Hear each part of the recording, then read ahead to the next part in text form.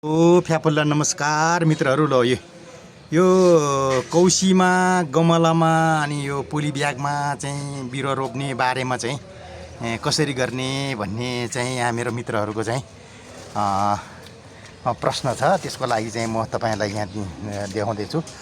यो चाहिँ यसरी पोली ब्यागमै फल्छ यो अम्ब भन्ने चाहिँ। अनि यो मुन्तला हो, यो मुन्तला चाहिँ यसरी फल्छ यो तल हेर्नुहोस्, हेर्नु होला। अनि यो बिरुवाहरू हेर्नु होला, सबै यस्तो यस्तो छ। अनि यो चाहिँ कागती हो, यो चाहिँ 12 मासे कागती। यो चाहिँ 12 मास फल्ने भएर यसलाई 12 मासे भनेको। यो पिनलेस पनि भन्छ। पिनलेस भनेको चाहिँ के छ भनेदेखि चाहिँ त्यो चाहिँ काँडा नहुने भन्ने हो। अनि यो काँडा नहुने भन्नेमा चाहिँ तपाईँको मान्छेहरूले फेरि 100% नै काँडा नभएको पनि खोज्नु सक्ला। तर यसले आफ्नो जात चाहिँ जनाउँछ, सानो काँडा चाहिँ हुन्छ। यो चाहिँ कागतीको कुरा हो। मैले यो बुद्ध चित्तको बारेमा पनि यो गमलामा चाहिँ कसरी रोप्ने भन्ने चाहिँ धेरैजना मान्छेहरूले चाहिँ सोध्नु भएको थियो। मेरो चाहिँ यो 5 सूर्यको बोट हो, यो गमलामा रोपेको छ। यो हेर्नु होला है, यो चाहिँ 80 लिटरको बाल्टिनमा रोपेको बिरुवा हो। यो चाहिँ यसरी चाहिँ रोप्न सकिन्छ। अनि यो माटोमा चाहिँ के हाल्ने, कस्तो कस्तो हाल्ने भन्छ। यदि गाईबस्तुको मल उपलब्ध हुने ठाउँ छ भनेदेखि चाहिँ तपाईँहरूले गाईबस्तुको मलै चाहिँ प्रयोग गरे भने धेरै राम्रो हुन्छ।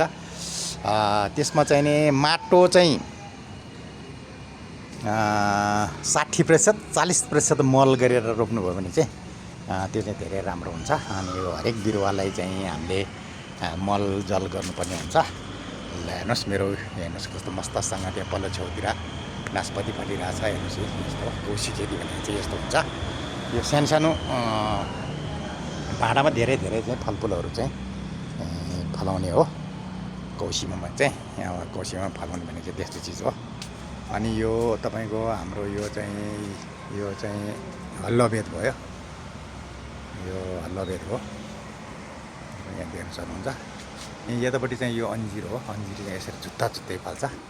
अनि यसको चाहिँ यो खास गरेर यो फले तापनि यो चाहिँ हेर्नुहोस्, यो गमला चाहिँ यति सानो छ।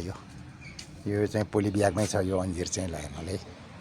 अनि यसको लागि चाहिँ खास गरेर गाईबस्तुको मलै प्रयोग गर्ने हो पाएसम्म। अनि पाएन भने मात्रै अरू चिजहरू चाहिँ प्रयोग गर्ने हो। नत्र पाएसम्म चाहिँ गाईबस्तुकै मल प्रयोग गर्नुपर्ने हुन्छ। यो मेरो प्रायः जस्तो मैले चाहिँ यहाँ गाईबस्तुकै मल प्रयोग गरेको छु। अनि एउटा चाहिँ जानकारी म तपाईँहरूलाई के गर्छु भने चाहिँ गाईबस्तुको मल प्रयोग गर्ने बेलामा चाहिँ गाईबस्तुको मल जम्मा गरेर राख्ने, पुरानो बनाउने। तपाईँको कम्तीमा 6 महिनाको मलहरू चाहिँ हाल्नुभयो भने चाहिँ त्यो चाहिँ धेरै राम्रो हुन्छ। अहिलेलाई मैले यति निवेदन गरेँ। ल फ्यापल्ला तुच्चे।